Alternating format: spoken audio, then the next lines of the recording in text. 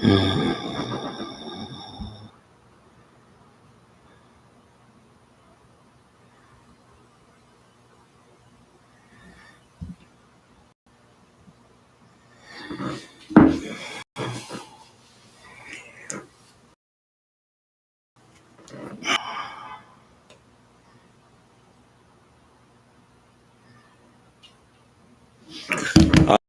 right, Mr. We're gonna be getting started momentarily.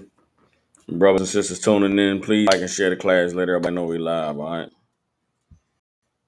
Going on TikTok.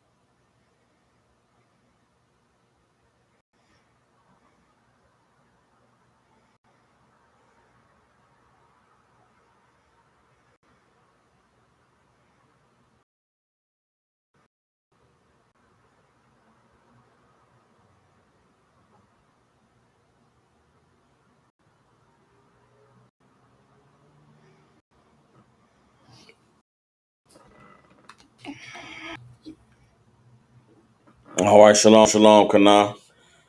If I could, just gonna be getting started momentarily. If y'all could like and share the class, let everybody know we live. All right. Again, like and share the class, let everybody know we live.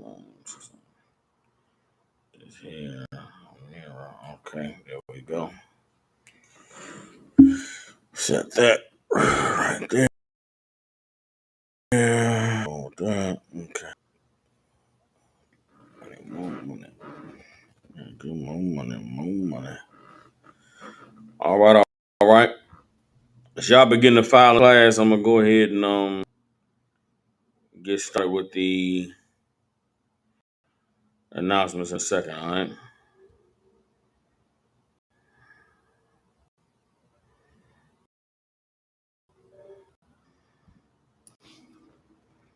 All right. All right. All right.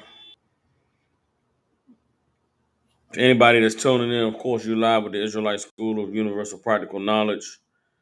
Priest and Captain Soccer War holding down the class live from Memphis, Tennessee.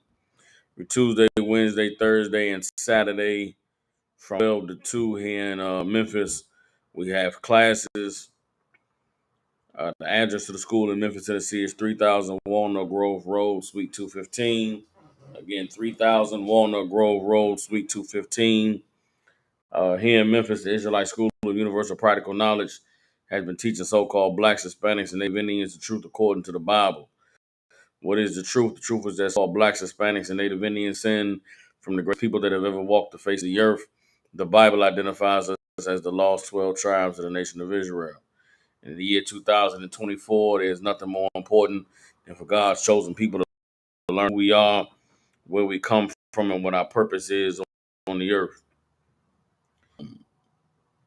In this time that we're living in now, uh, it's very pivotal for the truth uh, to be pushed hard and to be spread far and wide because we are for sure living in the last days. And living, when I say the last days, I mean not the last. A lot of people have many misconceptions concerning Bible speak, right? People who are believers in the Bible, who follow the Bible, understand it, Old Testament, Testament. There's a way in which we speak that a lot of people who don't know the Bible don't really understand. Even people who are religious don't fully understand those of us who are Bible believers and speak and record it in the Bible. When we talk about being in the last days, we talk about, being in the times of tribulation, right? The end, quote unquote, is not something where all life on earth is going to cease to exist, right? the last days are not the last days of humanity or the last days of life existing on the planet Earth. Because of the lies of the religions of Christianity and Islam and the contortions of the words written in this book, many of us have, incorrectly been taught about because of religion. We believe that a day is going to come where the earth is no longer going to exist, where some man is going to come out of the sky and take people up, and they're going to go float away to some place in the clouds called heaven. And that is not at all the narrative or story that the Bible tells or portrays. And so when we talk about the last days are simply the end of this society as we know it, right? End of this civilization as we know it. And that's not something that is far fetched or difficult for people to be able to wrap their minds around if you know a little bit about history. If you know anything about the history of humanity on this planet, if you know history of different the rise and fall of different civilizations, then you know that the Roman Empire fell, and the Earth didn't stop spinning. People didn't stop living on the planet. The birds and the bees didn't stop pollinating and making babies, and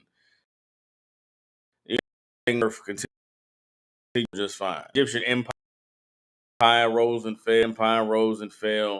The Grecian Empire rose and fell. When we talk about the last days, we talk about the end of time. What we're talking about is the door closing on this Western empire that exists on the earth today. The close of uh, we would call our oppressors' rule on the earth, and the beginning of the rule of our King, who the world falsely calls Jesus Christ. We call Yahweh Shah Mashiach the beginning of his rulership or the reign of his empire on the earth. And so when we speak about being in the last days, when we speak it's not, we're not speaking about life no longer existing on the earth. We're just speaking about the end of this empire, the end of this current rulership, the end of this present regime, and causing evil to be proliferated throughout the earth. All right. And so in these times, what's most necessary is for the people who God has uh, recorded and left the Bible uh, for, for them to be able to fully understand and flesh out what this word means for us in these days and times, and what it is that we're supposed to be doing in order to ensure that on the side of the Most High and not on the side of those whose days are coming to an end. All right.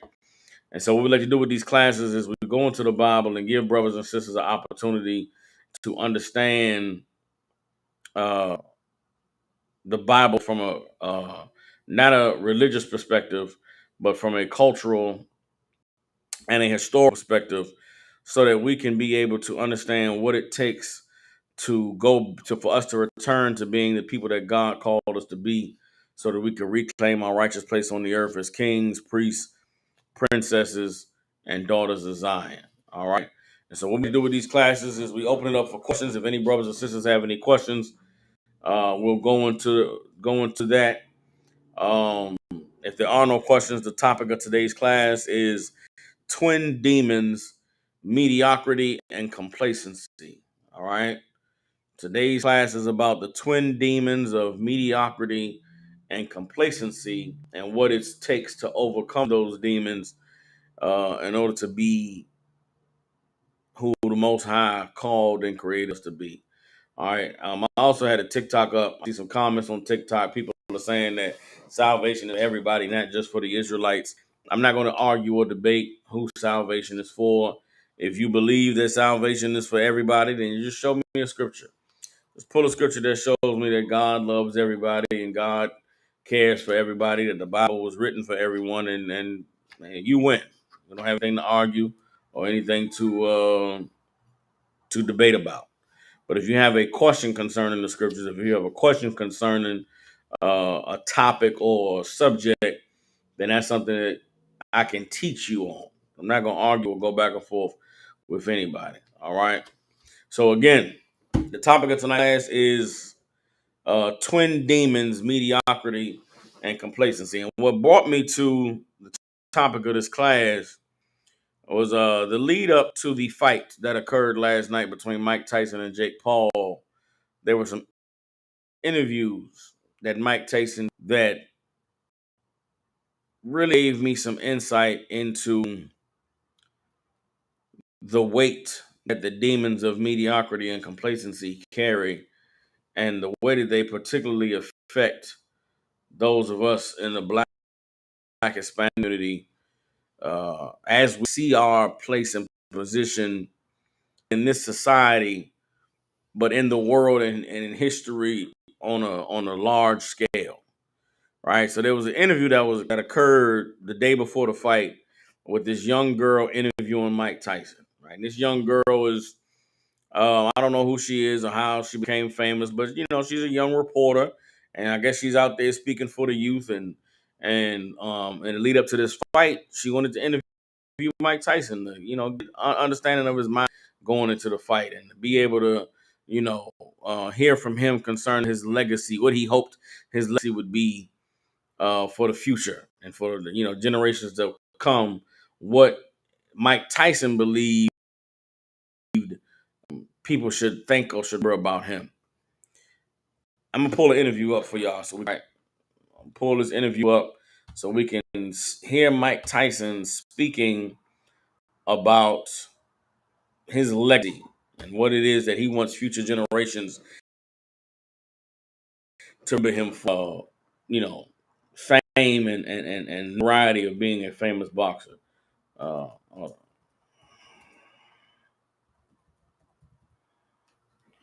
Mike Tyson interview with Jazzy. All right, okay, here's the interview. Okay.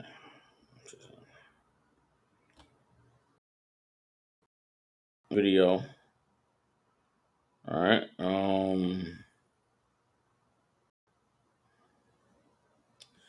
Very short video, and I really would just like to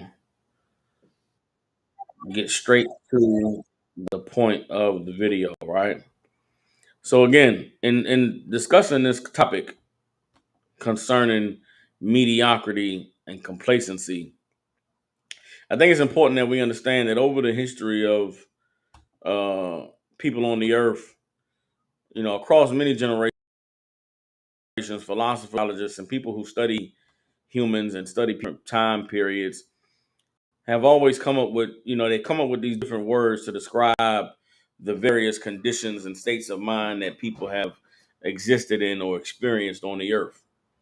And when it comes to the names that have been given to some of these emotions or some of these conditions, I think what has been lost over many generations is that the names or the terms given to these emotions and these experience these conditions we experience is really what captures the spirit of it, right? Like today in this generation, we talk about mental health, right? And when we talk about mental health, we talk about the various emotions and the conditions that people experience. Well, prior to this generation where we use the term mental health, there were other terms that were used in relation to emotions and the conditions that people experience.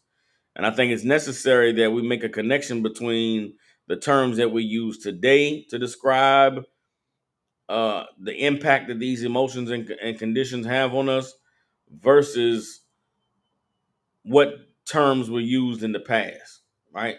So it's necessary to understand that today we use the term mental health to talk about depression, to talk about the term bipolar disorder, right?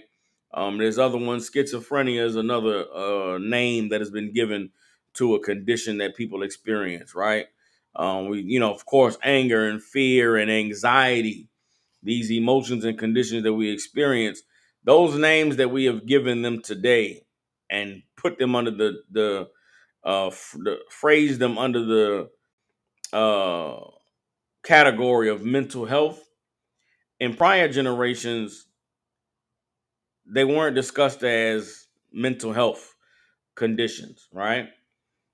Biblically speaking, the Bible speaks about the emotions and the conditions that man experiences or that people experience in life. The Bible uses the terms spirits. The Bible uses the term demons. The Bible uses the term angels. You understand? And so, what we today have come to understand is a mental health episode or a mental health condition. When you read the Bible, you're not going to find the term mental health. When you read the Bible, you're not going to find the term depression. You're not going to find anxiety, but you are going to find spirits on someone. A spirit came on this person, or a spirit was on that person. There's a spirit of jealousy, a spirit of lying, a spirit of contentment. You understand? There's different spirits that are spoken of in the scriptures. When the scriptures are speaking of various spirits, it is speaking of what we today call mental health conditions. All right. And so, with today's class concerning mediocrity and complacency, I want everybody to understand that mediocrity and complacency are spirits. We may believe that they are conditions. We may just believe, some people have a inferiority complex. Other people have a superiority complex. Those are spirits, according to the Bible. And so having a mediocre mindset is absolutely a spirit. Being someone who is ambitious, that is a spirit. Being someone who is, they use the term narcissist, that is a spirit. Being someone who is, suffers from anxiety, that is a spirit. And so when we have these conversations, when we go into the Bible and break down these concepts of the mental health conditions we deal with today, it's important that we understand that in the Bible, they are identified as spirits. And so today we're going to talk about the spirit of mediocrity and complacency, where it comes from, why it's so prevalent in the Black, Hispanic, and Native Indian community, and what the Bible says we must do in order to fight and overcome them. All right. That is what we are going to focus in on today. Okay. So I'm going to play this video of Mike Tyson. Hold on. Play this video of Mike Tyson being interviewed by Jazzy ahead of his fight with Jake Paul. And it's very necessary for us to understand that the response that Mike Tyson is going to give to this reporter concerning his legacy is the spirit of mediocrity and complacency coming out of Mike Tyson. Like, the voice that is speaking sounds like Mike Tyson's voice. The words that we hear sounds like the words that, you would hear Mike Tyson speak. But the spirit inside of Mike Tyson that is causing him to speak these words is the demon of mediocrity and complacency. All right, so let's go ahead and play this clip.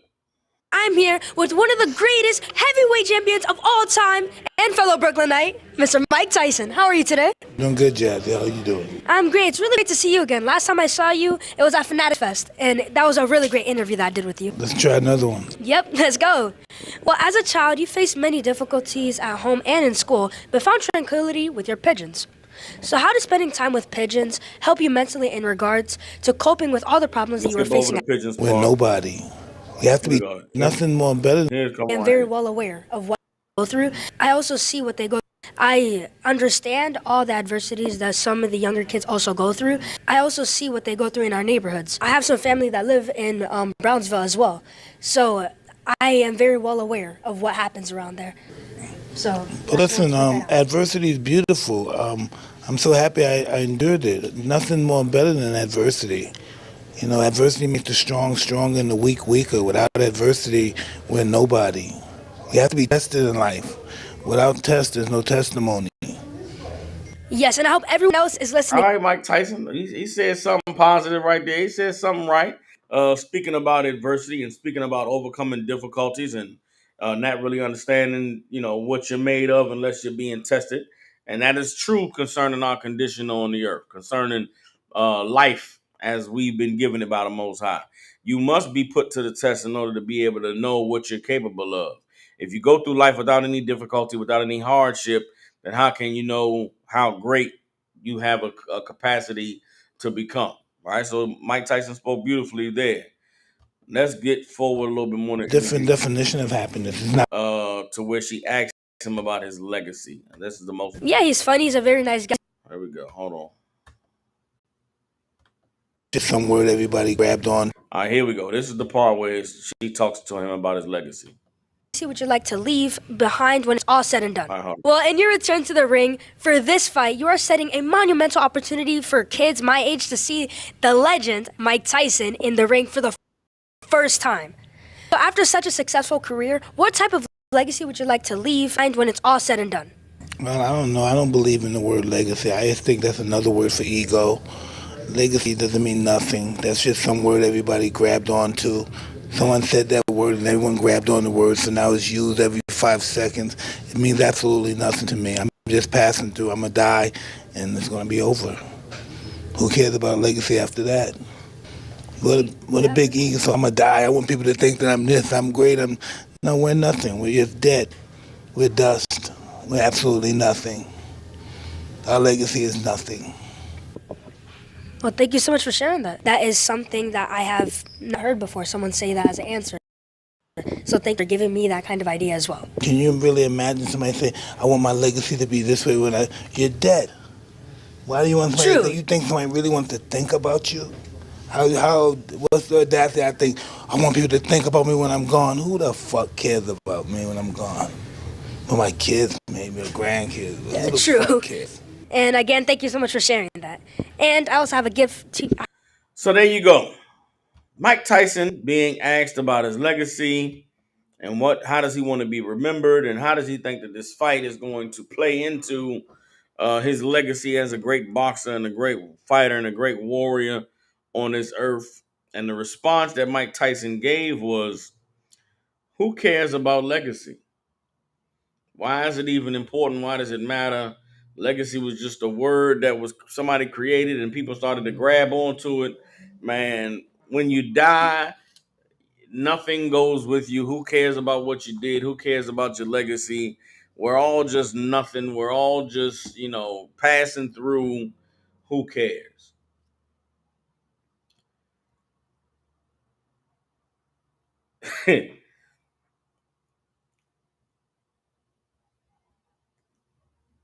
That spirit of I'm nothing and I'm nobody and nothing that I do matters and there's no lasting impact or effects on the actions that I take is a demon. And it is a demon that plagues a lot of Black, Hispanic, and Native Indian people to cause us to live our lives in a way that uh, ensures that we never do anything that is great or amazing or transformative, not only in our own lives, but in the lives of our families and our loved ones and our communities. And it is the reason why we suffer in the bottom of this society today.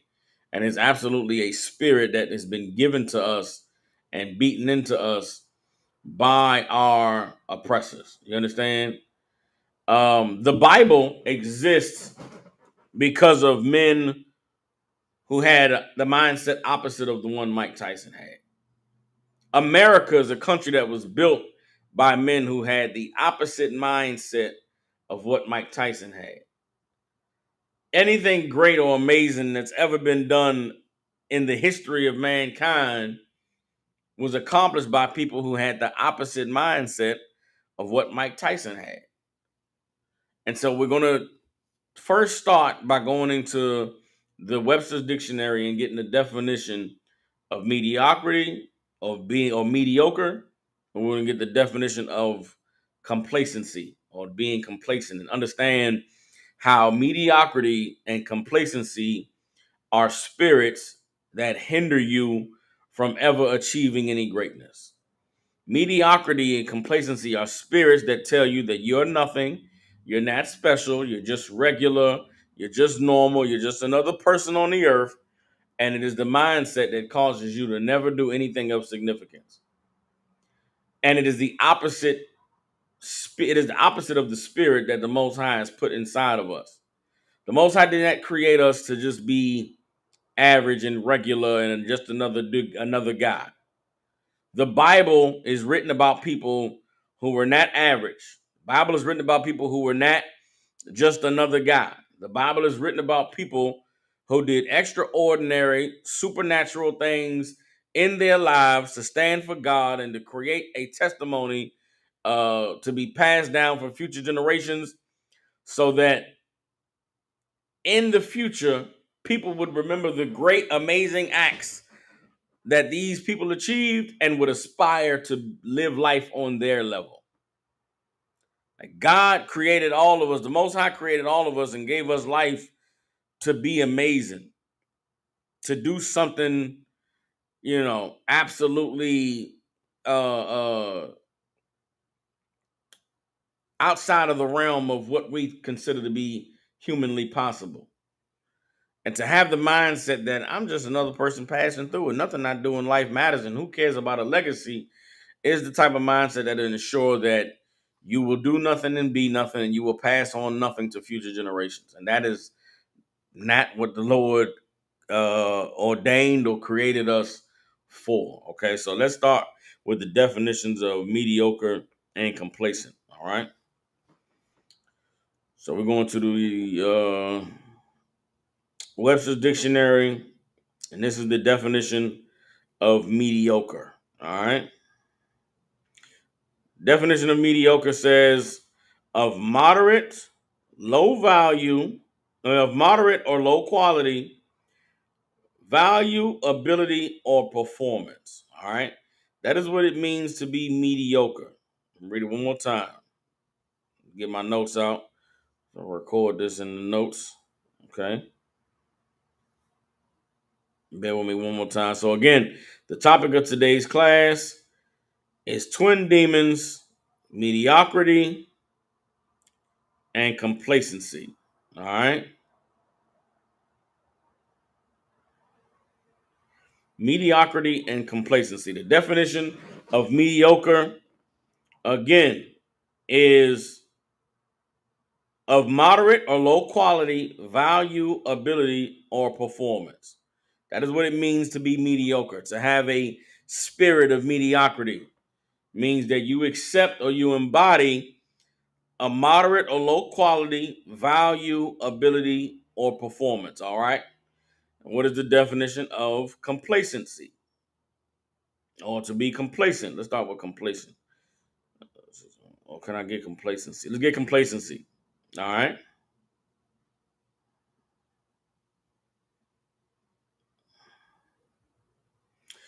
This is perfect. All right. Uh, this is the definition of complacency. All right. It says self-satisfaction, especially when accompanied by unawareness of actual dangers or deficiencies. All right. The definition of complacency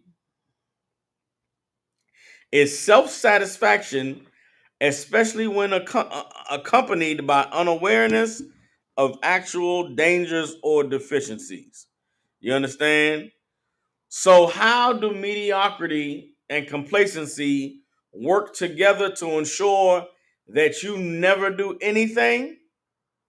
Mediocrity is accepting that I'm not great, I'm not amazing, I'm just a regular guy. I'm just another chick. I'm just another person on this earth living a human existence. I'm just another part of this universal cosmos of, connected consciousness. And, we're all just floating through life, experiencing experiences and returning it back to the source. We come from the dust, we go back to the dust, right? And with that mediocrity ingrained in you, you become complacent or you satisfied with where you are in life because hey, it could be worse. Hey, I woke up today with breath in my lungs. I woke up today, my heart's beating. No, man, that's good enough. I woke up today and I'm able to pay. I was able to pay my bills. Hey, I did my job. Hey, at least I'm not on drugs.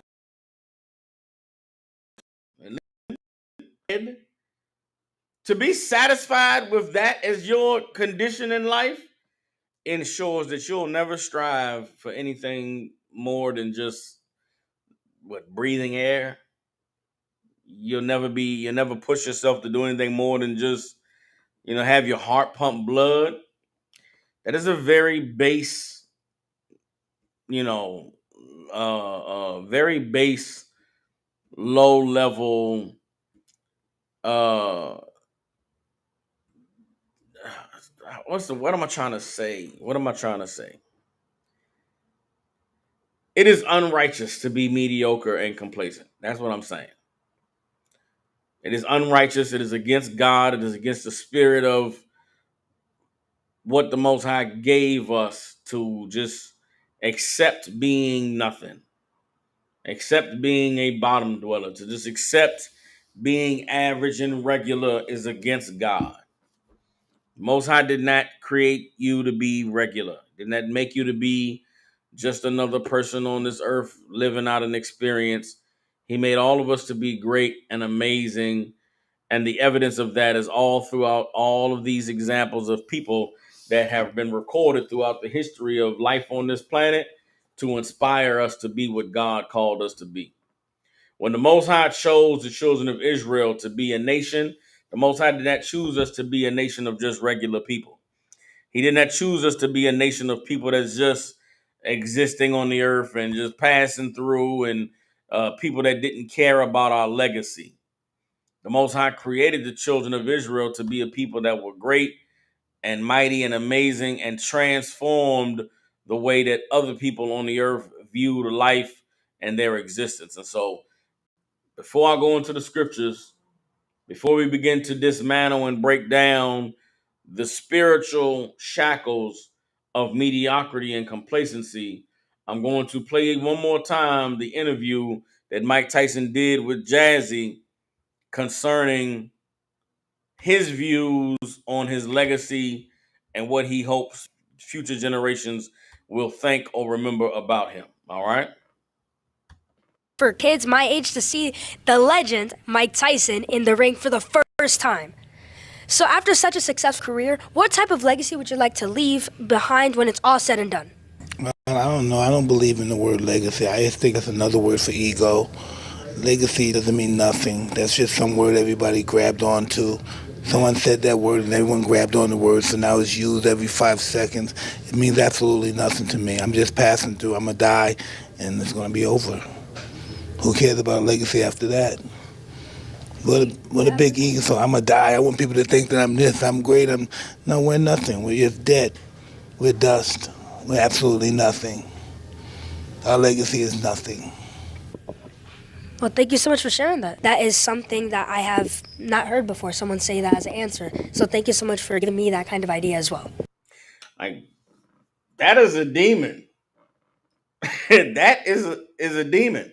If you've never heard a demon speak, if you've never heard what Satan sounds like, that's it right there.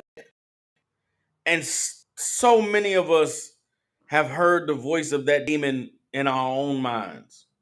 So many of us struggle with that same voice in our heads every day, telling us that we're nothing, telling us that nothing we do matters or is of importance.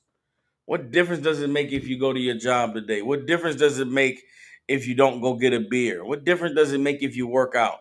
Man, you're gonna live and die anyway. How many of us have in our lives tried to implore people who we loved and cared about to take care of themselves, to look after themselves, to get some help?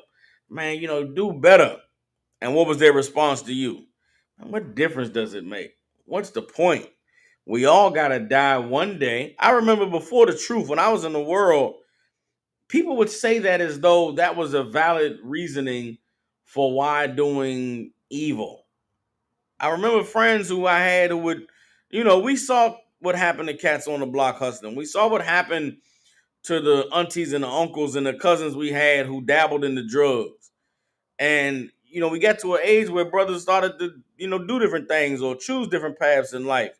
And I remember asking cats, like, man, why would you do that, bro? We know what so and so, such and such happened to them. And their response was, man, we all got to die one day. Like, okay, yeah, that's true, but you gonna die today? You gonna do something that could cause your death later? That's a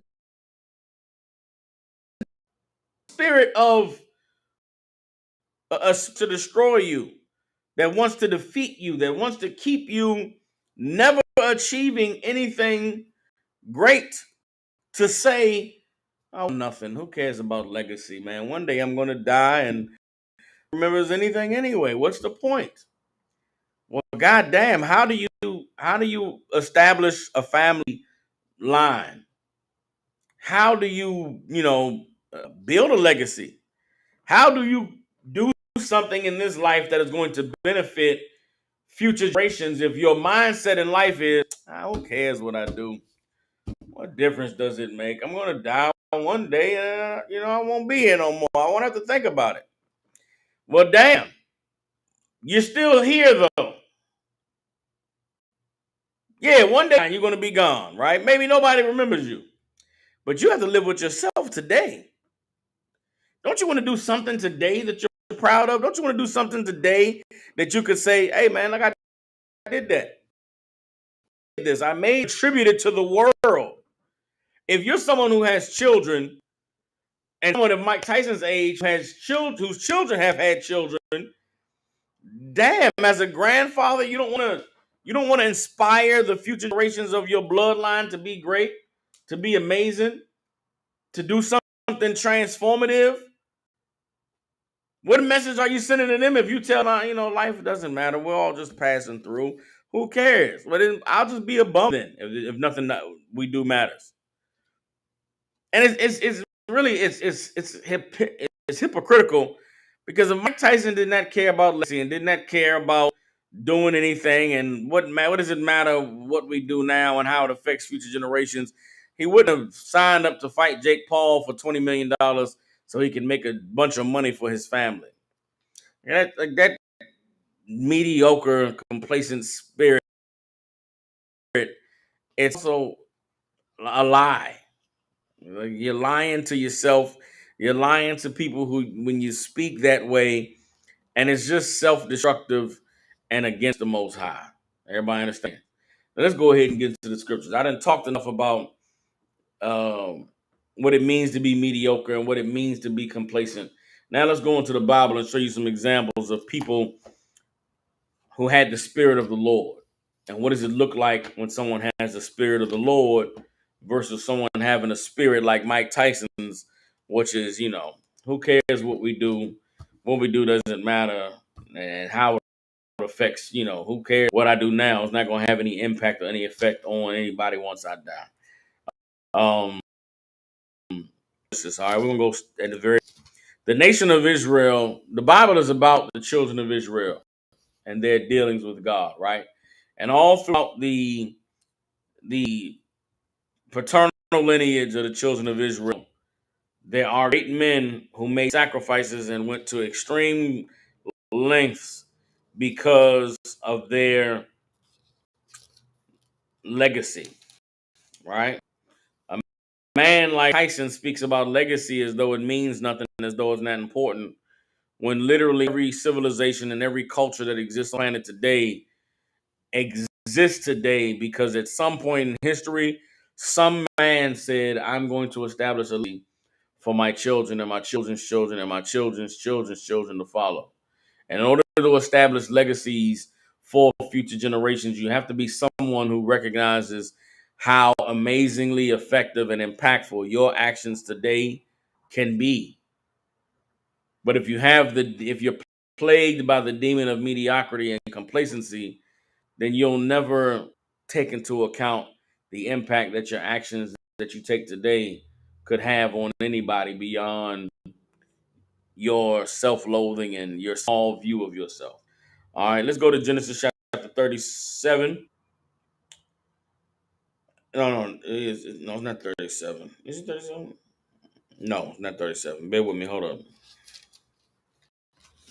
Let's get Genesis chapter 32, and we're going to start at verse 24. All right. All right.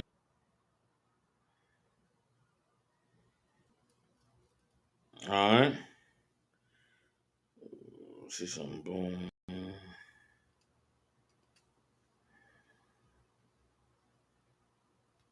All right. This is Genesis chapter 32, verse 24. This is a man who did not have the spirit of Mike Tyson. This is a man who was a warrior. This is a man who uh, had the spirit of the Most High in him, in that he wasn't going to settle for being mediocre. He was not complacent with his condition and his place in life, and he was willing to literally fight to the death not to be mediocre. He was willing to fight to the death not to just be another guy, not to just be some average person. And in his zeal to not be mediocre, be complacent, he became the father of the children of God. You understand? Let's read it. Genesis chapter 32, verse 24. It says, And Jacob, and there wrestled a man with him until the breaking of the day. And when he saw that he was not against him, he touched the hollow of his, and the hollow of Jacob's thigh was out of joint as he wrestled with him. And he said, Let me go, for the day breaketh. And he said, I will not let thee go, except thou bless me. And he said unto him, What is thy name? And he said, Jacob. And he said, Thy name shall be called no more Jacob, but Israel. For as a prince hast thou power with God and with men, and has prevailed. Everybody understands? This, of course, is the story of Jacob wrestling with an angel.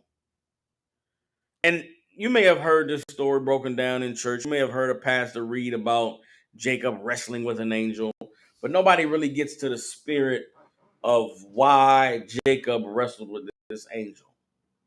What was in the mind of Jacob when he laid hands on an angel and wrestled with him so long and so tediously that the angel begged with him, man, please let me go, bro. The sun is coming up. The day is breaking. I gotta go. And Jacob said, I'm not letting you go nowhere until you bless me. What was the spirit that Jacob was operating in? I'm asking the class. I'm asking anybody that's tuning in. Why did Jacob wrestle with this angel? What did Jacob believe he was going to accomplish, or that he was accomplishing by wrestling with this angel?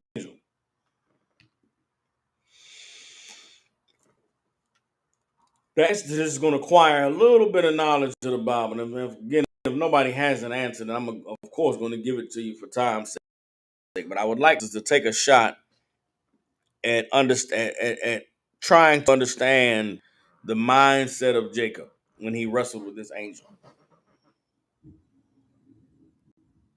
For time's sake, I'm going to give it to you.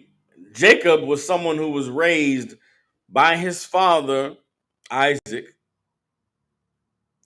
whose father was Abraham, who was given a promise by the Most High that his children and his children's children would one day rule the earth and would have all power and might and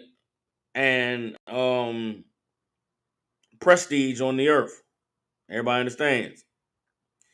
And so Jacob, being a man that was raised, being taught about his father Isaac and the promise that was given to Isaac from Abraham, and being taught about the promise that the Most High made to Abraham concerning his children and his children's children, Jacob was very aware of his birthright, very aware of what it is that he was supposed to be given.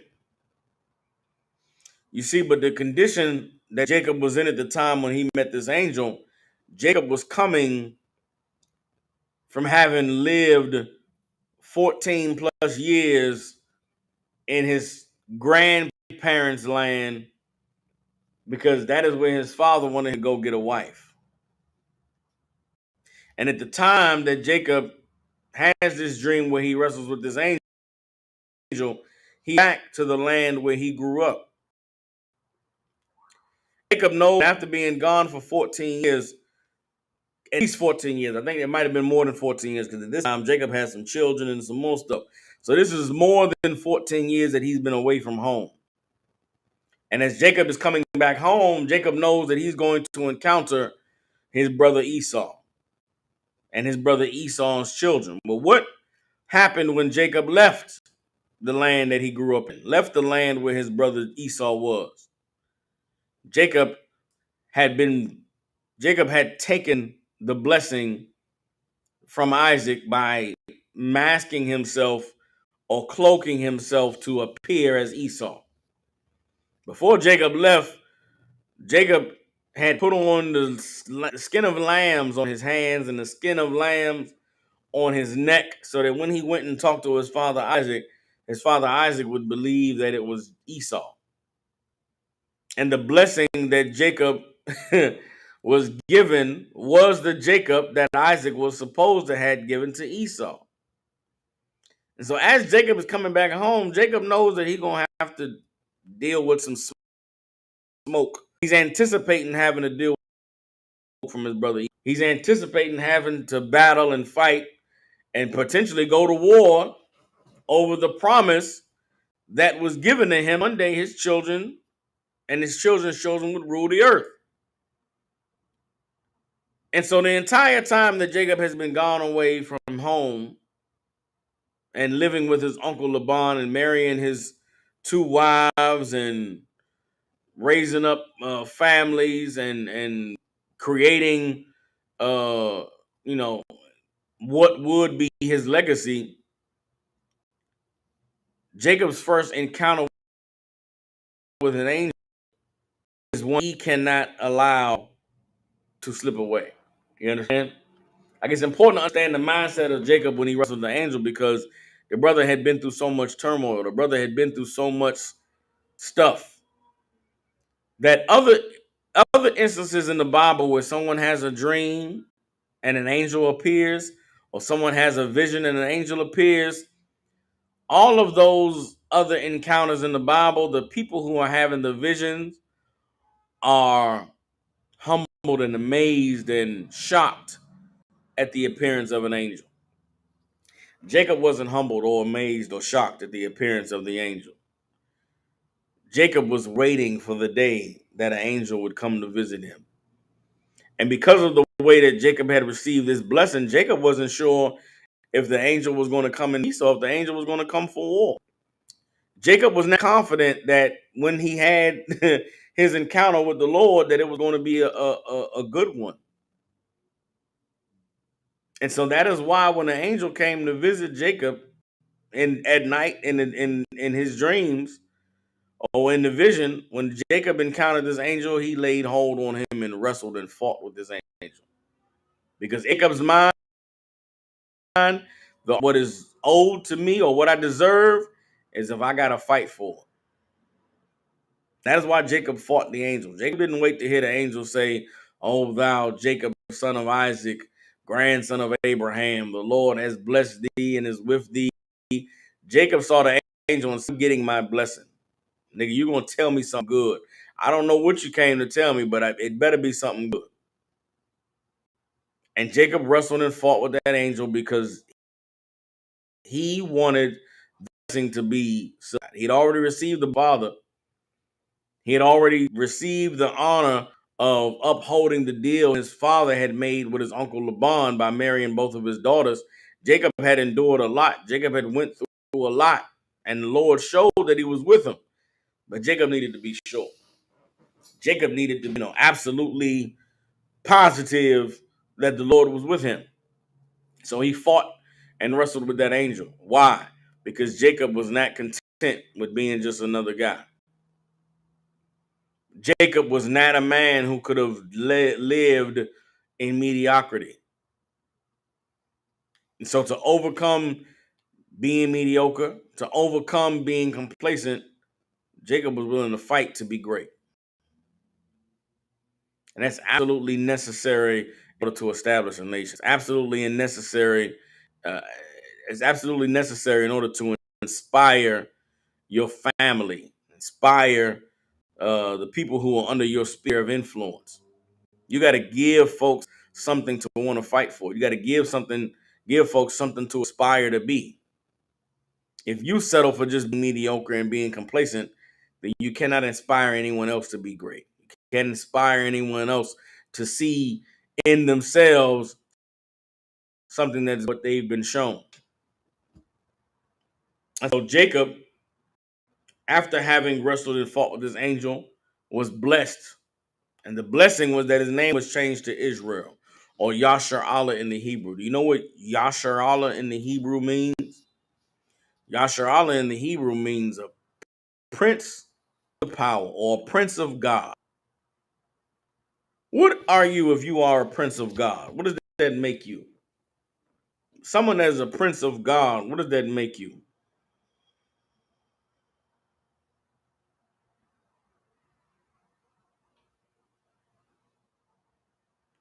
Does anybody know?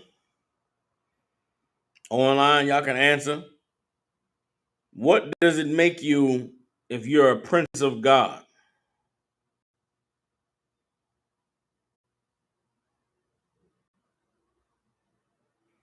And it's important that we understand in this verse here in Genesis chapter 32, Salakia, and verse 28.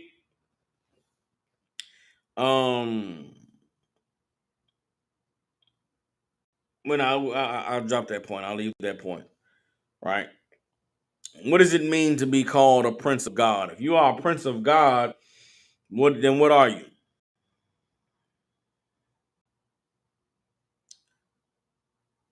Ansbach and Remy said a saint. No, it's not a saint. Someone, Chevy Main said chosen one. No, that's not what it means to be a prince of God. Just very simple. Y'all are overthinking it. If you're a prince, how can you be a prince? What man a prince?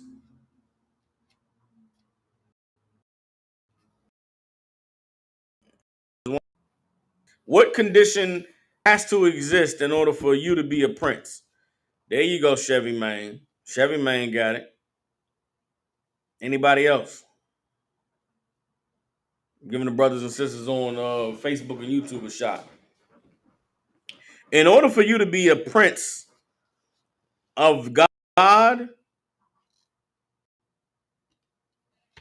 God has to be your father. You've got to be a prince of God means you're the son of God. And to be the son of God, can you be mediocre? To be the son of God, can you be regular and average? To be the son of God, can you be complacent with where you are in life? You right now, in your life today, as you existing on the earth right now, you satisfied with that? Have you done enough? Have you accomplished what God put you down here to accomplish? To be hell no. Nah. I've not done what God sent me down here to do. Oh, Ryan Parker said that's not what it means. You give it the meaning you want to have. That's not true, Ryan Parker. You don't give things the meaning you want it to have. Meanings are meanings. Mean things are what they are. You can't change the meaning of something because you want it to mean something different. Israel, Yasher Allah is what it is in the Hebrew, means prince of the power, prince of God. If you are a prince of God, God is the king. If you're the prince of God, then you're the Is God mediocre? Is God average? Is God complacent? No. So if the Most High is all power and all majesty and all might, and the creator of the heavens and the universe and all things great and amazing and wonderful, what do you think he expects out of his children? What does he want from his son? You think he wants his son to be okay with having done something? Okay with just, well, I got this far, man. Hey, I started out in the gutter. Somebody like Mike Tyson should be ashamed of himself to stand in that interview and say to that girl, who cares about a legacy? Coming from the childhood that Mike Tyson came from and the possibly horrible that he experienced being a child, being raised in the 60s and 70s in drug-riddled, poverty-stricken, evil-infested New York City, for Mike Tyson to literally, with his hands, fight his way out of poverty, fight his way out of drugs, out of a violent place where nobody is supposed to escape, for him to be 58 years and say, who cares about legacy, man? We're all just passing through this life and going through this place. Man, I pray for Mike Tyson because that brother has demons on him. To go from being Iron Mike, the most feared, vicious, roughest, toughest man on the planet, to just some old bum who says, who cares about legacy? We're all, we live and then we die and nobody cares. And what does it matter? God damn, brother. I know that brother's in a bad place. That brother's spirit is shot. That zeal, that power, that gift that God gave him has been snatched from him. And I know he must cry himself to sleep at night knowing that he's been reduced to just another guy passing life. We're all here one day, and then we gotta die, and who cares what happens? I wish I was not doing a Mike Tyson impression right now, but I think it's kind of good, so I'm gonna keep doing it. But who cares what happens in the next life? And once you die, you're dead, and who cares of a legacy? God damn, Mike, that is not the spirit that the Lord gave you. It's not the spirit that God gave you. The Lord made the brother to be, a warrior, a soldier, a fighter. And now he's been reduced to just nothing, just weakness and sadness. And, I did something. It's good enough, I guess. That's not what the Lord wants. Everybody understands. The Lord chose to establish a nation with a man that was willing to fight to the death for it. That should mean something to you today. That should mean something for your life and where you are. You should not be satisfied with just having done something. You should not be satisfied with just, hey, I made it out of that neighborhood, man. Made it out of that community I grew up in, man. I know a lot of my friends is dead in jail. Man, I'm working a nice job. I got me a little bit of money. Yeah, so what? You haven't done enough. You haven't accomplished anything. Just because you're better than the people who are doing nothing doesn't mean you've accomplished. It is a demon on you to tell you, you've done enough. Man. You did good for yourself, kid. Look at you. You made it out. You got a job paying your bills. Look at you, man. You keeping the electric on. Your mother didn't keep the electric on. Your daddy didn't keep the electric on. You're doing great. You're doing amazing. No, you're not. No, you're not. You are better than where you are right now. You should be doing more. Why aren't you doing more? You mean to tell me you came from crack and heroin addicts and alcoholics and you're still free? You're still alive? Damn, what have you done with that? Other people are dead. Other people in jail. Other people on with disease riddled and bodies have aged like bread. I know a woman who's 40 years old that cannot see, got bad feet, bad hips. Why? Because she didn't get drunk and got high, all her life, and now at 40 she can't do nothing. That's sad. That's pathetic. And guess what? She could be doing better if she didn't have a demon of mediocrity. She could be doing better if she wasn't complacent, just being where she is. The demon of mediocrity, the demon of complacency tells you that where you are is good enough. The demon of mediocrity, the demon of complacency tells you that, man, you ain't got to do no more. You ain't got to go no further. You ain't got to go no harder. You're lying. And that thought process is going to stop you from achieving greatness. It's going to stop you from being a son of God. It's going to stop you from accomplishing all the things that the Lord wants to use you to accomplish. I'm going to give some examples of mediocre thinking, of a complacent mindset, and the dangers of it. All right, let's drop that. Let's go into the book of Exodus. Let's get the book of Exodus, and let's pay attention to the language that is used in these instances where men doubted their abilities, doubted God because God wanted to use them to do something great. And what the attitude of the Most High was towards them that would dare question, well, why have you chosen me? Choose me. Everybody understand? Drop it. Let me get hold on.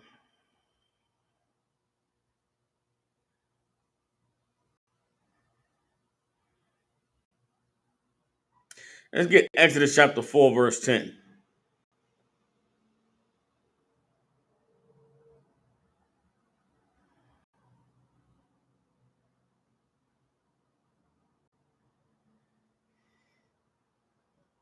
You understand? It literally takes the power of God, some of us, to overcome the demon of mediocrity and the demon of complacency.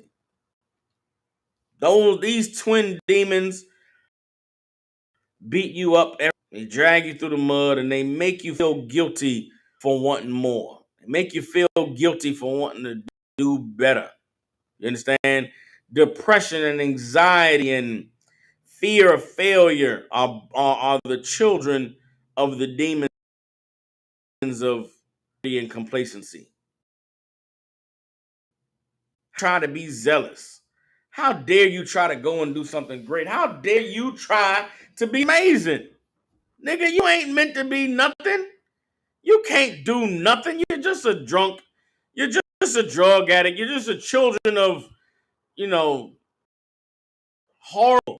Nobody expects nothing of you. You shouldn't expect anything of yourself. That is the demon of mediocrity speaking to you. The demon of complacency tells you, hey, man, you done pretty good for yourself. You ain't got to push no further. Hey, man, you push any further, you might break. I don't know. Man, you done did enough, man. You deserve to just take a load off and relax, and it's okay, man. We can just ride this thing on out. That is Satan fighting against you, holding you back from being what God wants you to be so that he can use you. Here's the demon of mediocrity and complacency through a man who we all today revere and know his name because the Lord used him to do something absolutely amazing. All right. And the Lord will put you in positions to have to face these twin demons of mediocrity and complacency. The Lord will put you in positions where you're going to have to either stand up and fight and win, or you're going to get jumped by these two demons and get your ass whooped and just be sorry for yourself all the time. Understand the nature of spirits. If you are not aggressively fighting against them, then they will overthrow you. That go back to Jacob wrestling that angel. If Jacob hadn't wrestled and fought with that angel, Jacob was going to have to bend the knee to that angel. That's just how it works. You encounter a spirit, either you're going to bow down to it or you got to fight. But somebody got to submit. Somebody got to give in. Somebody got to take low. Too many of us take low to the demons of mediocrity and complacency. When those demons get to talking to us, we say, you know what, you're right, man. I'm trying to shoot too high. I'm doing too much. I shouldn't be trying to achieve this greatness. I shouldn't be trying to attain this notoriety. I got to be careful, man. I don't want to put myself in the spotlight because then people might be actually paying attention to what I'm doing and how I'm living. Oh, man, I wouldn't want nobody to, I wouldn't want to expose myself. Shame on you if you allow yourself to live that way. The Bible says that they put, you don't put your light under a bed and hide it. Put a great house on the top of the hill for everybody to see. But you got something inside of you that's telling you to hide your light. Your greatness, that's not the Lord. That's not the Lord. That is Satan. And Satan is winning. Has been winning for many generations in the Black, Hispanic, and Native Indian community. Because a lot of us feel like, well, I did better than my parents. I did good enough. No, you did not. You're not doing good enough because you did better than your parents or better than your aunties or better than your cousins. You think that because you know a little bit about the Bible, because you know a little bit about, the truth about Christ and the truth about God, that what, you're better than them? You're better than anybody? That doesn't make you superior. Only one thing makes you superior, and that's perfection. Only thing makes you great, and that's righteousness. You haven't attained that. What you done did? You haven't done nothing. Your complacency is self-satisfaction, unaware of the dangers and the consequences that comes from that. You satisfied with yourself. You think you've done pretty good. That is destroying you. That is going to be your downfall. Everybody understands? Exodus chapter 4, start at verse 10. It says, and Moses said to the Lord, O my Lord, I am not eloquent, neither heretofore, nor since thou hast spoken unto the servant. But I am slow of speech and of a slow tongue. You understand? Moses was not an eloquent speaker. Moses wasn't somebody who was a great orator. And Moses was ashamed. Moses was ashamed of his speech. So much so that he spoke to God and said, I can't talk right. You want me to go talk to people? Please don't do that to me. This is anxiety. This is Moses being chosen by the Lord to go and speak to Pharaoh, and Moses saying, I can't go speak because I'm not eloquent of speech. You understand? Moses is, he got nerves and man, I can't do this great amazing thing that you're trying to use me to do, God. Let's keep reading. Verse 11, and the Lord said unto him, who have made man's mouth? Or who maketh the dumb, or deaf, or the seeing, or the blind? Have not I the Lord? Therefore go, and I will be with thy mouth, and teach thee what thou shalt say. And he said, O my Lord, send, I pray thee, the hand of him whom thou wilt send. And Moses still, listen to the encouragement the Lord gave Moses. Moses said, this is how you fight mediocrity. This is how you fight complacency. You get ordered to do something, you get told to go do something, you say, I don't know if I can do that. I'm not sure if I can get that done. And the response is, who told you you couldn't get it done? Who placed limitations on your life? Who told you that you can't stop drinking? Who told you that you can't stop smoking? Who told you that your life would not be worth living if you went to the gym and lost those 50 pounds? Who's telling you to stop pushing forward? Who's telling you to stop making progress? Who's telling you that you've come far enough? You ain't got to go no further. You did it all, man. It's just kick back now, relax. That's a demon telling you that. That's Satan trying to convince. Because guess what happens as soon as you stop progressing? The demon is won. Mediocrity did his job. Regular and average. And Yashar Allah means the prince of the power. You sons of God. Sons of God can't be satisfied. Son of God cannot feel like he's done enough. Why is that? Because as a son of God, what is your responsibility? Your responsibility is to raise up God's people, to heal God's people, to teach God's people. And done enough? Your job is finished. You did what was needed to do. You did what the Lord asked you to do. Shame on you if that's what you think. Shame on you if that's what you believe. You let Satan convince you that you did enough? Never. Never. And I pray the Most High will continue to strengthen me to understand that. I pray the Most High will continue to strengthen me to have the zeal to want to fight and push and do more. I think the Most High, he ain't sent me soldiers down here yet. Why? Why do I thank the Most High for that? Because it forces me to have to keep putting in. It forces me to have to accept that I have not done enough. I don't look at failure as though, oh man, it ain't, it ain't the Lord. Nah, it ain't the Lord. Now everything happens in the Lord's time. I can't take credit for what the Lord decides that He's going to do, but I also can't allow myself to get discouraged because something that I know the Lord's chosen me to do hasn't been done yet. That just means I got to keep working. That means I got to keep plowing. I got to keep pushing forward. But the second I say, hey, man, I came down here in Memphis, I got a school building enough, right? What's the point of having a school building with no students in the classroom? Yeah, I got me a little office, little studio. What's the point of having a little office and a little studio if don't no content get produced? What's the point of having a priest office if nobody comes to get any counsel? You gotta realize that none of us have accomplished anything. None of us has done anything. And it is why we have to keep pushing forward. It's why we cannot be complacent. It's why we cannot be satisfied with where we are, because there's still so much more that needs to be done. You understand? Continuing in Exodus chapter 4. Hold on.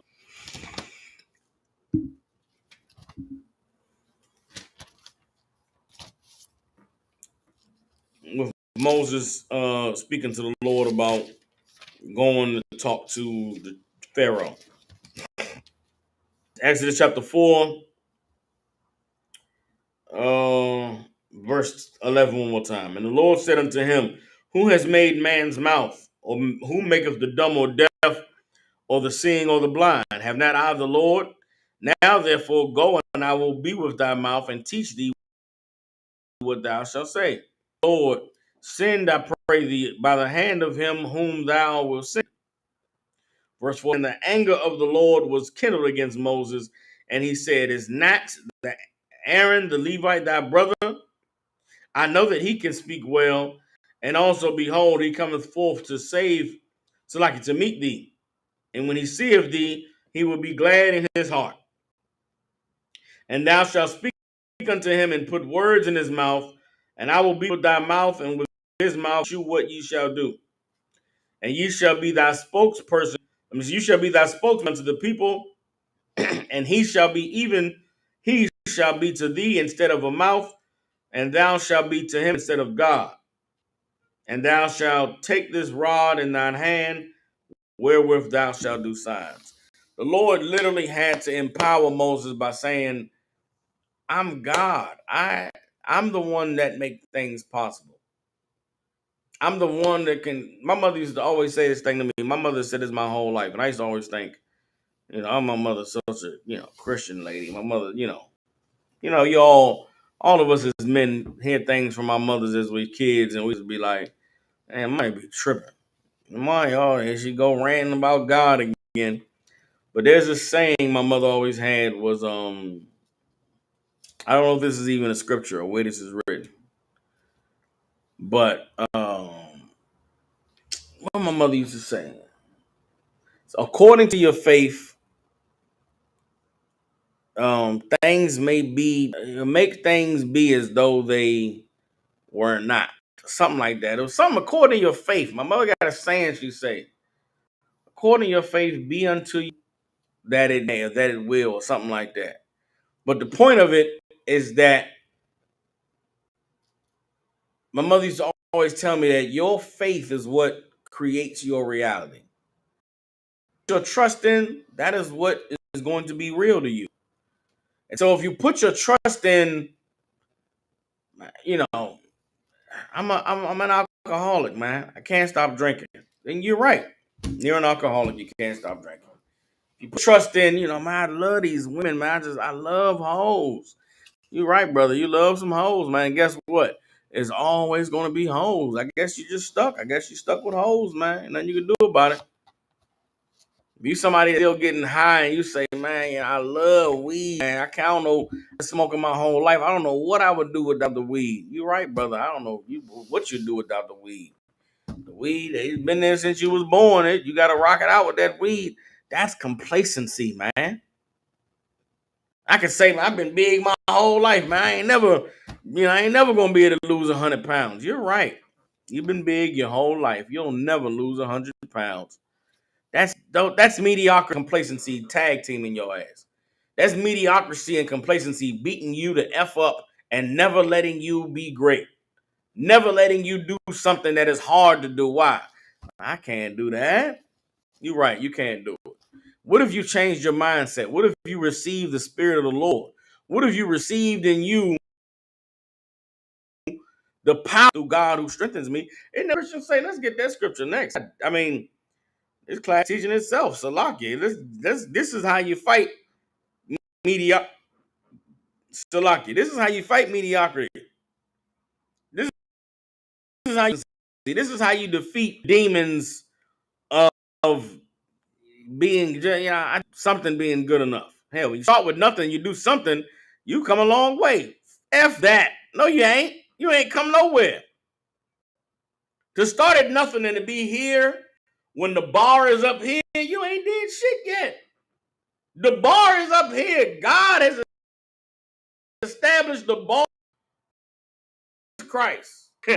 Jesus Christ is the standard we all got to live up to. You down here above crackhead. You're above crackhead and heroin addict. You're above child molester. You're above homeless in the streets. You're above living in the shelter, and you did something. You're right. You are not a crackhead. That's amazing. You are not a heroin addict. That's good. But you got a long way to go to get to Christ, to perfect. And guess what? The standard of the kingdom of heaven, the standard of being rewarded by God with a crown is here. Just floating above, I haven't watched porno in a week. Brother, you got a long way to go. You can't stop there. You can't stop at, I stopped watching porno a week ago. God damn. You gotta string some victories together to get from where you are to Christ level. And Christ is the measuring crown on your head. Heaven, you got to get to Christ level, man. Or else, he sweep floors. And that's cool. Anything that, anything you're able to do in the kingdom is a blessing. David said that. There's some men that's okay, sweeps the floor. And then there's other men who want to be the man that walks through the door. Mediocrity and complacency will have you looking forward to being the man that sweeps the floor. Some of us want to fight for it, like Jacob did. Some of us want to wrestle with an angel for our blessing. Some of us will do anybody to get what it is that God has in store for us. Everybody understands. Let me get, I believe it's Philippians 6:12. Could be right.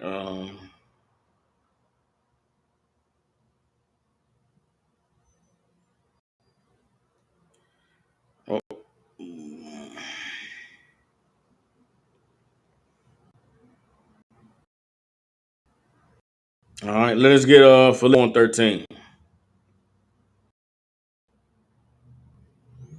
This is what you need to battle the demons of complacency and mediocrity. Everybody understand? It's Philippians chapter 4, verse 13. All right. And this is one, a lot being in the truth, man, it's important to learn to adapt these different tools that are used in the world that have been be effective over time. You understand? You have uh,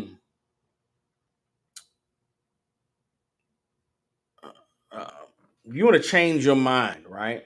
You want to change your mindset about something. They say it takes 10 days to create a healthy habit. Or to create a habit takes 10 days. Do something 10 days in a row, you can create a habit, right? Well, a lot of the desires and the zeal that we have exists only in our minds. It only exists in spurts and in flurries of inspiration and flurries of zealousness, to where you have all these ideas and things that you want to do in ways that you know you could be better and be great. But if you don't harness the potential that exists in those moments to extend them beyond where that flush of zeal and inspiration comes, then it'll be there for a second and it'll be gone, just like your emotion, just like anger, just like sadness, just like anxiety, just like nervousness.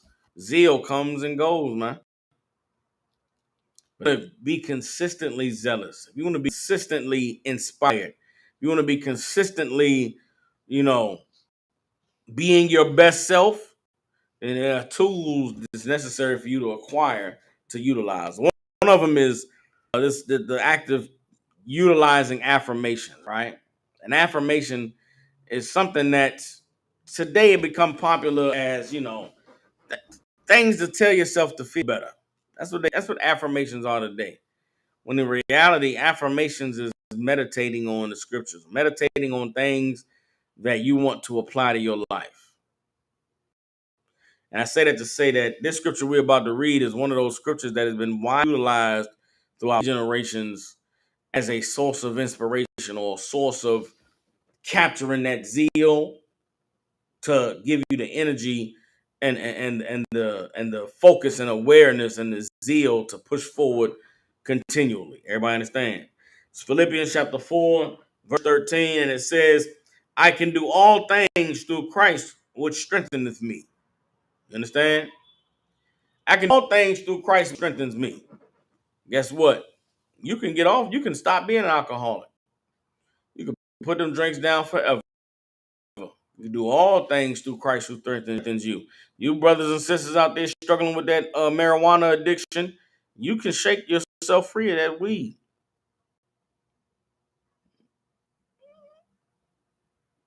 You understand?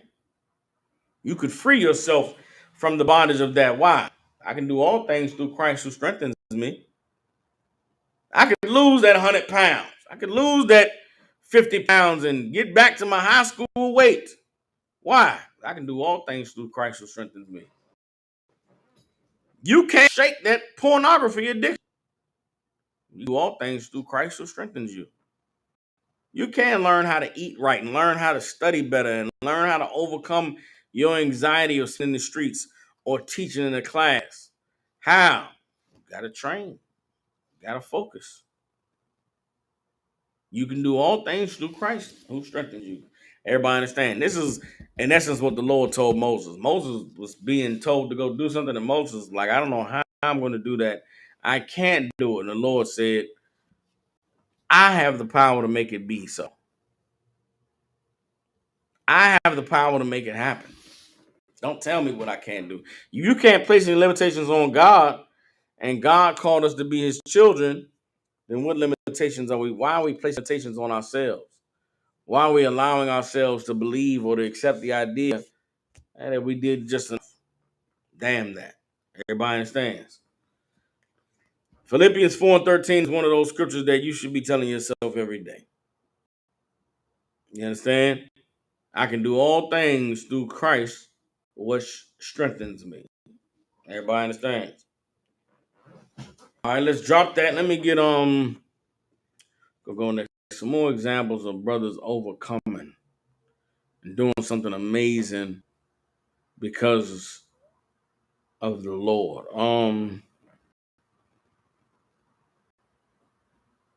Mediocrity and complacency. Oh, uh,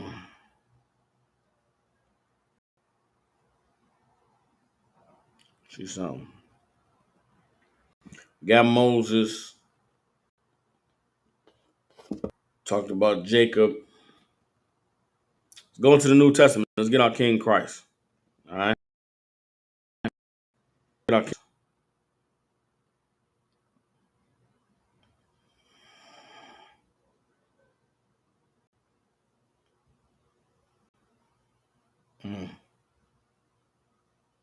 Hold up. I don't know why they man. Okay. Let's get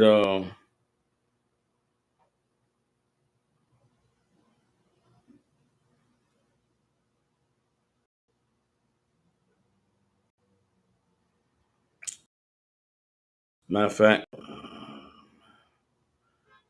Let's get Matthew chapter 4, verse 18.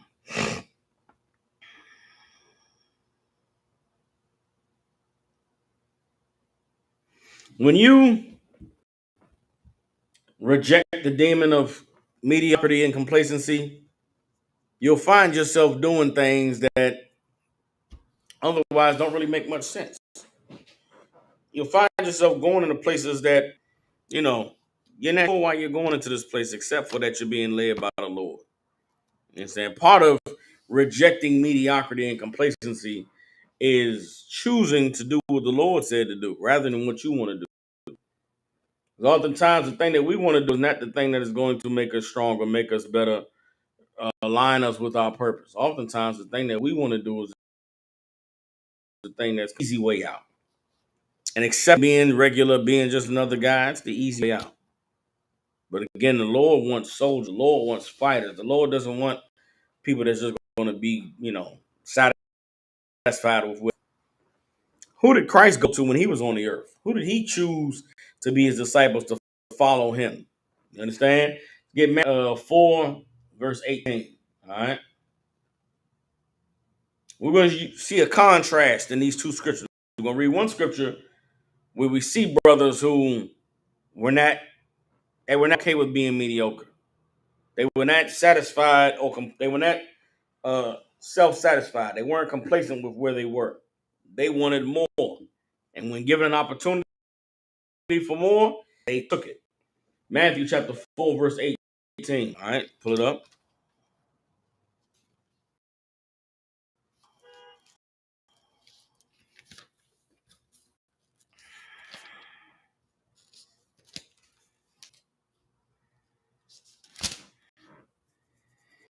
All right, it's Matthew chapter 4, verse 18. It says, and Jesus, walking by the Sea of Galilee, saw two brethren, Simon called Peter and Andrew, his brother, casting a net into the sea, for they were fishers.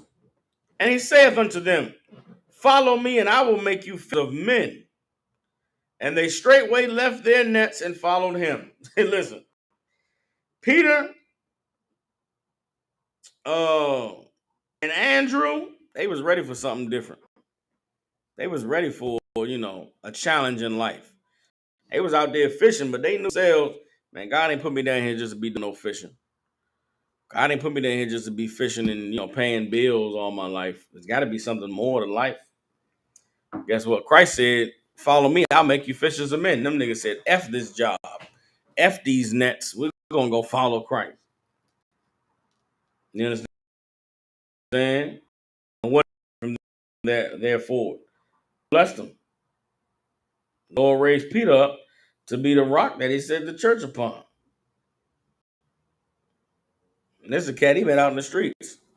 Why? Why were they able to roll? Why were they able to inherit the gift of being named among the disciples. They were willing to throw away that job and to cast down that net for opportunity to be great, to be a fisher of men. Those brothers took a shot. They took a chance. They let the Lord inspire them to be great and amazing. They wanted to see. So when the Lord came and offered them an opportunity, they took it and they ran with it. Mike Tyson hasn't been given the opportunity from the Lord, and that's why he just be passing through. And who cares about legacy? Damn that. We care about legacy in our SUPK and the Commander General Honor. Because why? Because the Lord cared about, uh, uh, the Lord cared about it. We care about pushing brothers and sisters to be the best version of themselves. Why? Because the Lord cares about it. Now we see what happened when Christ came to Simon, Peter, and Andrew and said, "Come with me, I'll make you fishers of men." They threw down everything. And let's contrast that with somebody who's satisfied with mediocrity, satisfied or where they are. Right? Let's get hold up.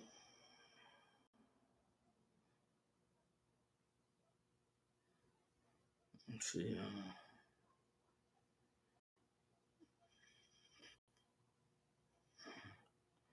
Okay, Matthew 19. Hold on. This is easier for okay, yeah, Matthew 19:24, right? Let's go past that. Let's go to Matthew 19:16. Get Matthew 19:16.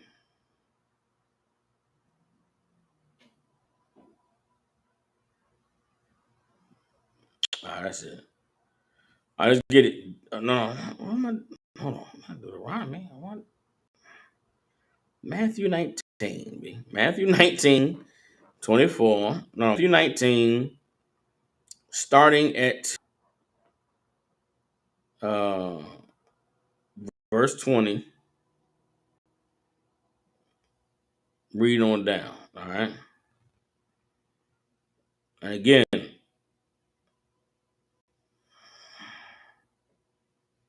all right. Hold on. Chapter 19, verse 22. Go ahead and get it. Hold on.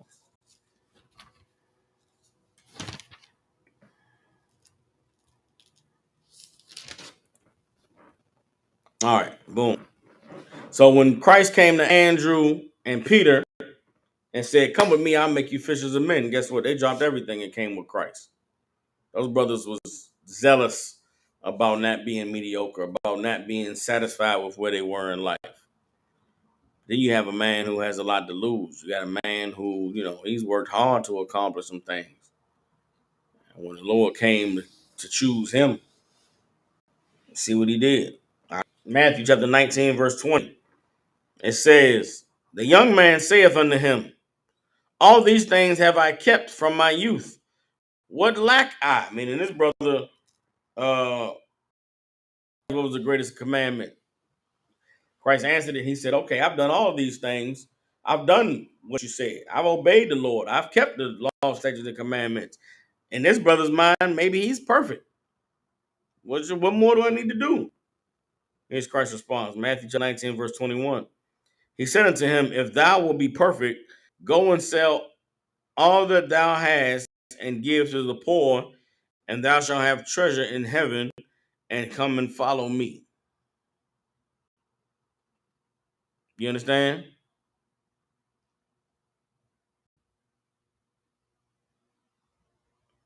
Christ is saying, if you're not satisfied with where you are, even though you're perfect, even though you're righteous, even though you obey the commandments, if you feel like you haven't done enough, here's the next step. Sell everything you got. Give it to the poor and come follow me.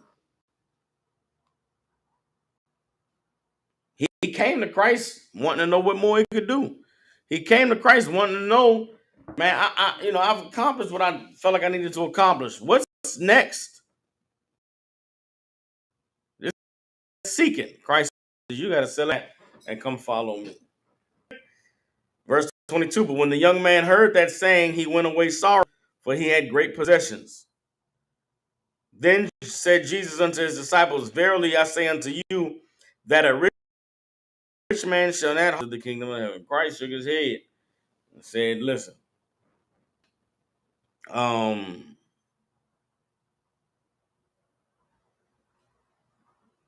you know, a rich man is going to hardly be able to reach into heaven. Because when you're rich, when you've worked hard to accomplish things in this world, guess what? The hardest thing for you to do is to throw it all away. Cast it aside for something the Lord said is greater. You're somebody that's rich. It's hard to, what's the word I'm looking for? It's hard to be zealous, to keep pushing, be zealous to want to do more because you feel like, man, hey, my bills are paid. I'm good enough, man. I don't need no more. I'm straight on that. I don't want it. Like, that's a bad place to be in life. Everybody understands. This rich man was there.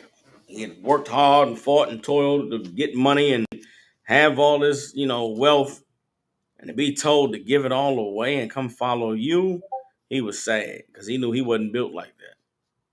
He knew he was not made strong enough to be able to give what was needed to be given. You understand? Reading on Matthew chapter 24. And again, I say unto you, it is easier for a camel to go through the eye of a needle than for a rich man to enter into the kingdom of God. Like, it is easier it's easier for a camel to pass through the eye of a needle than it is for a rich man to inherit the kingdom. Why? And to inherit the kingdom, you can't be mediocre. You can't be complacent. You got to be wanting to do more. For this brother, when the opportunity to do more was provided him, he went away sad and sorry because he knew, I can't do that, man. I can't do it. But then he accepted being mediocre. Why couldn't he do it? Because he said he couldn't do it. You're right. Your faith, you're rewarded according to your faith. You say you can't do it. I can't give away all my money. I can't sell all my possessions and come follow you. You're right. You keep possessions and come follow me. I'll be with you. That's how Christ carried it. That's how Christ rolled. And that's how you have to be battling yourself over the feelings of being mediocre, the feelings of being,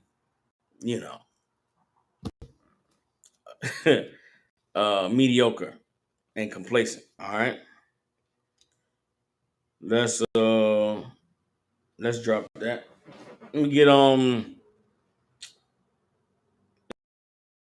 the New Testament, fight against mediocrity. You understand? We are encouraged to fight against being good enough. Let's get 2 Peter chapter 1, verse 18. So like, what was you saying? Hold on. What was you saying? Okay, hold on.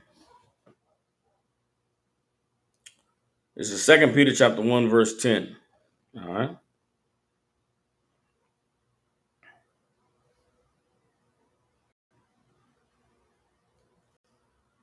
Oof, yeah, it's man, it's heavy. All right. 2 Peter chapter 1, verse 8. All right. This is 2 Peter chapter 1, verse 8.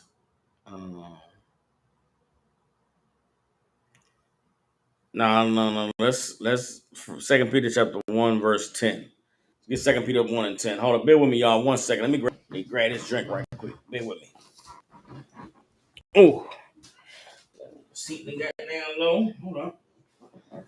Lift the seat up and let me grab this drink right quick, y'all. Hold on. Need some hydration. Hold on.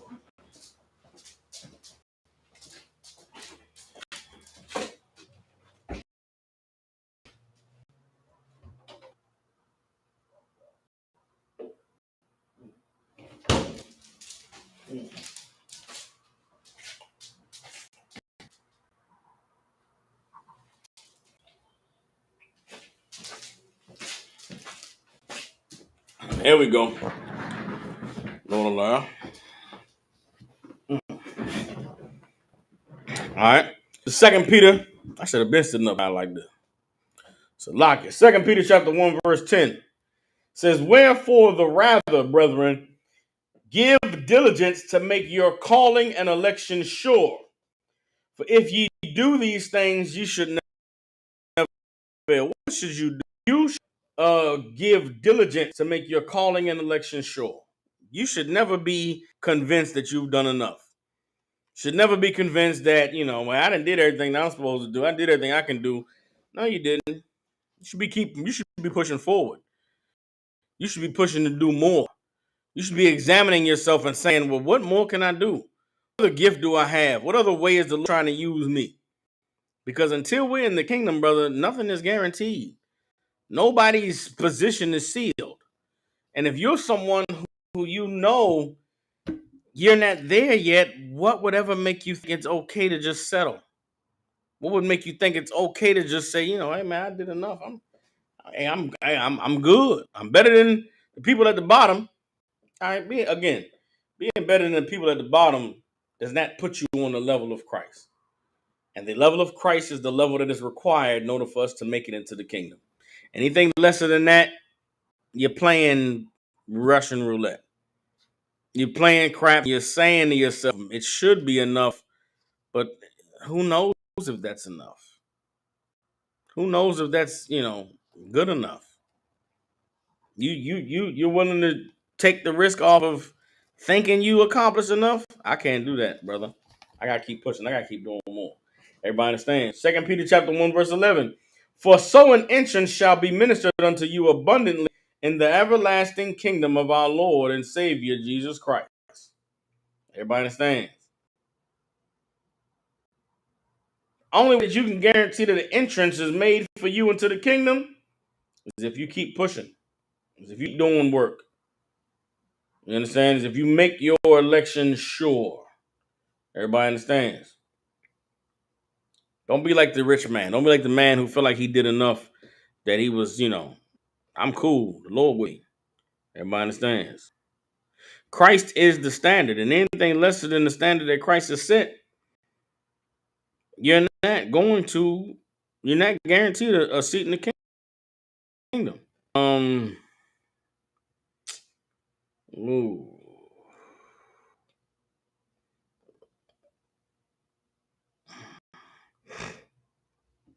Yeah, this is another one. Hold on.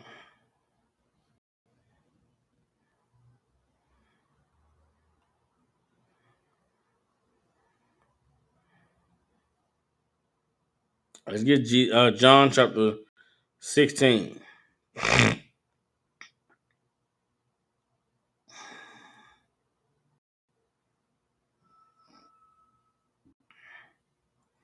John chapter 15, verse 5 through 7. Everybody understands. All right. John chapter 14, verse 5 says, Thomas saith unto him, Lord, we know not whither thou goest, and how can we know the way? Jesus saith unto him, I am the way, the truth, and the life. No man cometh unto the Father but by me. If ye had known me, ye should have known my Father also, and from henceforth ye know him and have seen him. Everybody understands. What is the example that Christ set? Christ never stopped doing work. Christ never stopped pushing to do more. Christ never stopped letting the Lord use him to be a vessel until his death. And what did Christ say? I'm the way. I'm the truth and the life. No man gets to the Father but by me. Meaning what? You got to do what I did, big.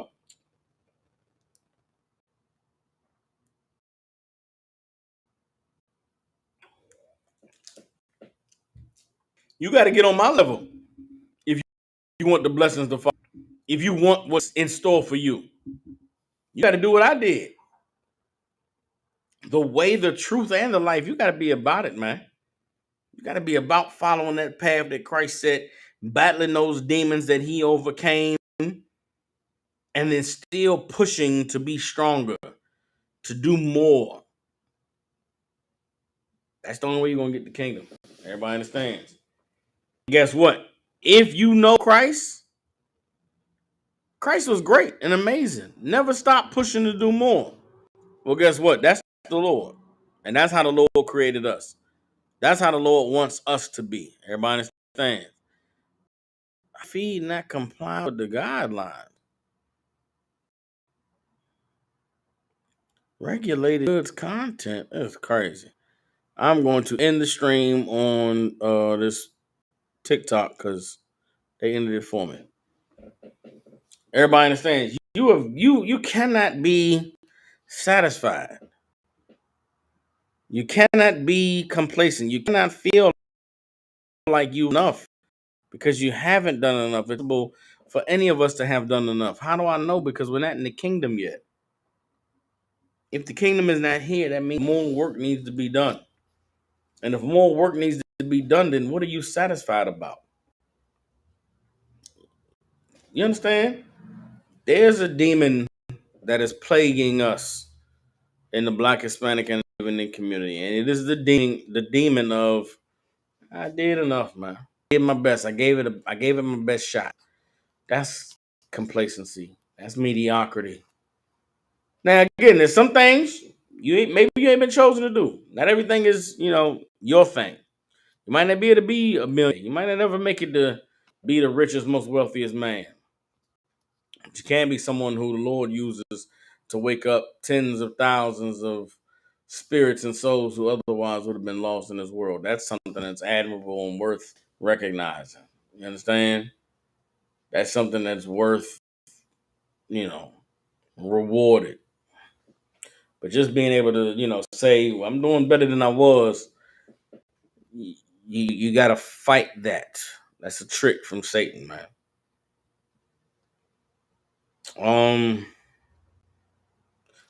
Let me get Ecclesiastes.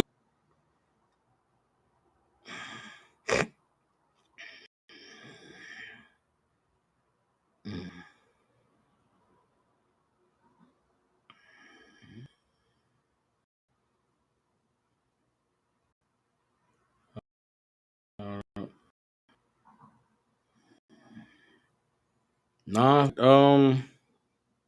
let's get Ecclesiastes. I think it's chapter 10. Get Ecclesiastes chapter 10. It's Ecclesiastes right after Proverbs. All right, this is not Ecclesiasticus. This is Ecclesiastes right after Proverbs. Uh,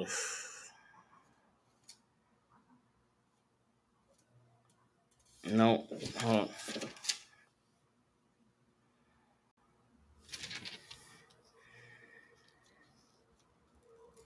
I'm looking for the scripture that says anything you put your hands to, do your best. Do your best. Hold on, bear with me. And that's ultimately the spirit and the zeal of the Most High. That's what the Lord requires of us. That's what He wants from us and expects from us. Everybody understands. 9 is it 9 and 10? Yes, this is it. This is Ecclesiastes chapter 9, verse 10. All right. Bear with me. It's Ecclesiastes chapter 9, verse 10. You got Ecclesiastes 9 and 10 says, whatsoever thy hand findeth to do, do it with thy might. Do it, for there is no work, nor device, nor knowledge, nor wisdom in the grave, whither thou goest. Everybody understands.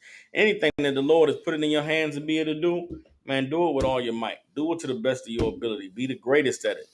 Why? Establish a legacy, man. Empire. Do something that's powerful that your children can, that your children's children can be proud of, and they'll follow in your footsteps. And guess what? One day you'll be rewarded for the hard work and the diligence you put into this life, because the next one will be, you're born the son of a prince of God. You're born into a royal house, a royal family where, you know, life is easy and blessed. Why? Because you put in the work that was necessary. In 2024, the biggest enemy standing in the way of blacks, Hispanics, and Native, well, not the biggest enemy within ourselves is the enemy of mediocrity, the enemy of complacency. And if we can stand up and we can fight against these twin demons and we can conquer them and we can defeat them, then the kingdom of heaven is what is at stake. The kingdom of heaven is what is at hand. But we do not gain access to the kingdom of heaven. We do not deserve to be able to receive crowns on our heads if we are satisfied with just just getting just getting by as uh, closely as we can. The Lord expects more, the Lord requires more, and we have more to give him. We just have to be able to call, get counsel, get assistance, be able in order to be strengthened to be able to do more. You cannot fight the demons of mediocrity and complacency on your own. You can't fight the demon of mediocrity and complacency in your mind. You've got to fight it with your action, with what you're doing with your body outside of your mind. You understand? And there are a lot of tools and things available to those of you who may struggle battling these demons to be able to program yourself to overcome them. A lot of what mediocrity and complacency does, it's like running on autopilot. It's like not having no direction, not having no game plan, not having no focus. You fall victim or prey to mediocrity and complacency.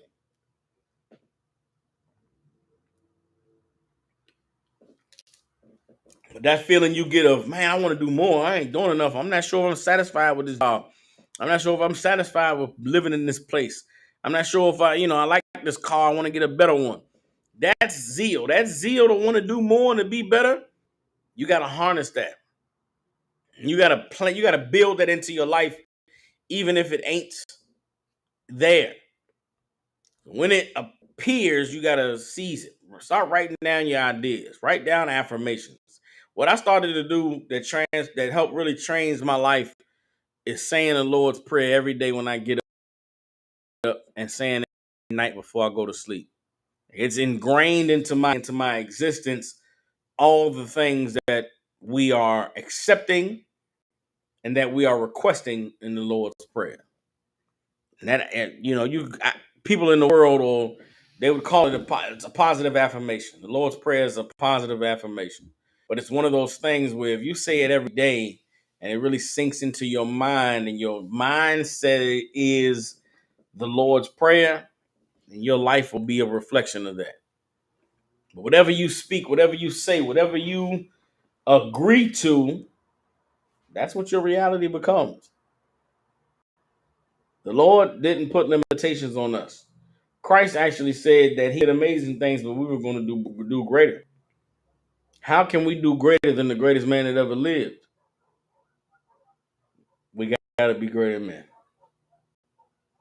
Everybody understands? That's it in a nutshell. In order to battle with mediocrity and complacency, you got to be aggressive. You got to be forceful. You got to be planned and plotting and strategize. You're not going to wake up one day and just defeat the demon, or the demon of I've done enough. Shouldn't I be rewarded? I've done enough, man. How much more do you want me to do? The Lord wants you to do all of it. He wants you to do more and more and more. A place where you can sit comfortably and say, man, I did enough. And if you think that that's what life is supposed to be, you're sadly mistaken. That is not life. No matter where you go, no matter where you live, no matter who you're around, it's not life. It's not good enough to just, skate by on the bare minimum. So, any last questions before we close out the class? Again, every Tuesday, Wednesday, and Thursday here in the ISUBK, we have classes. Also on Saturdays from 12 to 2 p.m. A lot of the times I'm leaving the slavery, coming, I maybe get an hour of sleep like today, and then come teach this class. So I got to get better with my time management, got to get better with alertness and focus, the duration of the class. You know what I'm saying? I got to do better with putting these classes together. I think this is a well constructed class with a beginning, breakdown, and the end. I want to be able to do more of these. And that's something that I'm speaking to overcome my mediocrity, to overcome my complacency. Oftentimes it's easy to be like, I'm a great teacher. And I teach classes and pull scriptures, but nah, it could be better. These classes could be more structured. There could be a curriculum. It could be a 12-week lesson plan on what we're going to cover in terms of the Lord and the Bible and the spiritual growth and development. And there could be, whole curriculums brothers sign up and sisters sign up for. Every day could be a different class that's going towards a different come. And every day of the week in ISUPK Memphis, there could be a different class that brothers and sisters grow themselves in certain aspects of their lives. There's enough knowledge in this Bible, enough understanding the Lord has given us to be able to establish those sorts of precedents and establish teachings and class schedules in a way that every, brothers and sisters in the world, they might not commit to the ISUPK, but they will commit to learning how to, overcome their anxiety, or learning how to battle with depression, learning how to, truly drug rehab. There's a lot of opportunities that's available. But guess what? The Lord needs somebody to not be mediocre. The Lord needs somebody to not be complacent with where they are and to want to push to do better and want to push to do more. And guess what? He'll use us. He'll use us in that instant. All right. But with that, we're the Israelite School of Universal Practical Knowledge out of 1 West 125th Street in Harlem, New York since 1960. We've been teaching so-called blacks, Hispanics, and Native Indians the truth according to the Bible. What is the truth? Truth is that so-called blacks, Hispanics, and Native Indians descend from the greatest people that have ever walked the face of the earth. The Bible identifies us as the lost 12 tribes of the nation of Israel. In the year 2024, there is nothing more important for Lord and people to learn the truth of who we are, where we come from, and what our purpose is on the earth. With that being said, you got any family, loved ones, people you care about in Memphis, Tennessee, and surrounding areas, get them in contact with the ISUPK. With that, see y'all for class Tuesday, Israel. Shalom. Actually, you might see me a little bit later on night on the show with the captains, with Captain Mashak and Captain Nine Captain Kahan, brothers down in Trinidad. You might see me tonight. And if not tonight, you might see me tomorrow just going live. Because I want to do more. Need to do more. How to work with a little here in this zone. So with that, salute y'all out. I'm Israel Yabashim Shabbat Shamal, the Thun by Shimmy, shout out to the sisters. Lord be with y'all.